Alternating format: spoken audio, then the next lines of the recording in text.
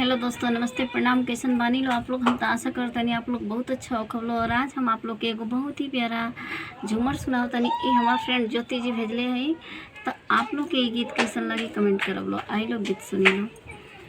भर दिहला पेट पिया बोली सुनाई के, भर दिहला पेट पिया बोली सुनाई के, चली जाई बनई हर बीरनवा बोलाई के, चली जाई बनई हर बीरनवा बोलाई के।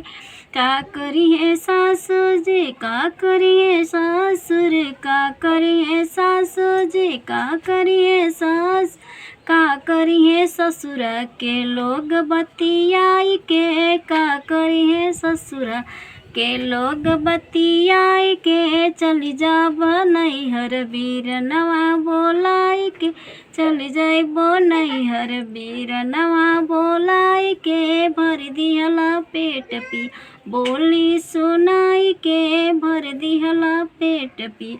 का करी है जेठ, का करी है जेठानी, का करी है जेठ, का करी है जेठानी, का करी है ससुर के लोग बतियाई के, चली जाबो नैहर बीरनवा बोलाई के, चली जाबो नैहर।